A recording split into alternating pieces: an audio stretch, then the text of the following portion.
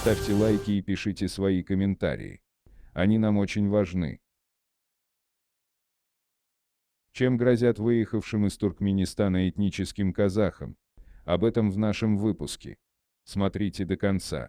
Этнические казахи, которые выехали в Казахстан из Туркменистана, собрались у здания отдела занятости и социальных программ Мангистауской области с просьбой дать им возможность жить и работать в регионе, а не отправлять насильно в северные области РК. Об этом сообщает издание «Лада».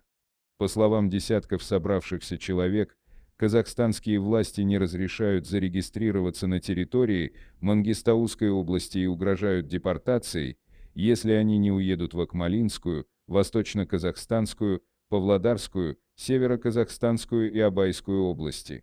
В Мангистаускую область нас пригласили наши родственники.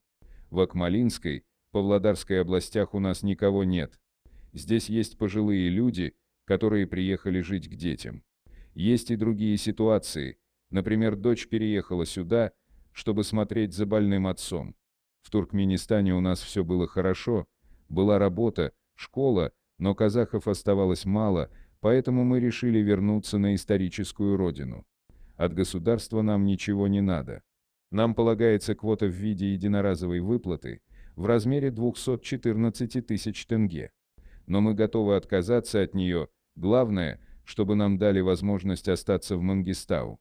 Так мы воссоединимся с нашими родными, цитирует корреспондент «Лада», приехавших на историческую родину казахов.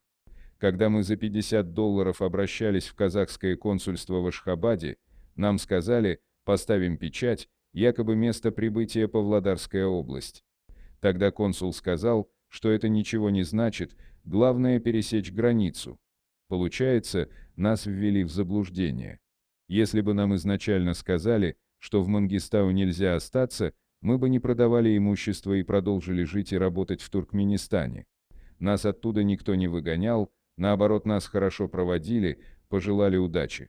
Поддержали в желании вернуться на родину, говорят собравшиеся.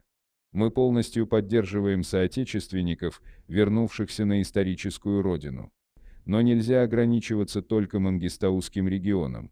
Возможно заселение в другие области, в том числе в регионы с развитым производством. Мы готовы создать необходимые условия, сказал Токаев на состоявшемся 14 июля заседании правительства.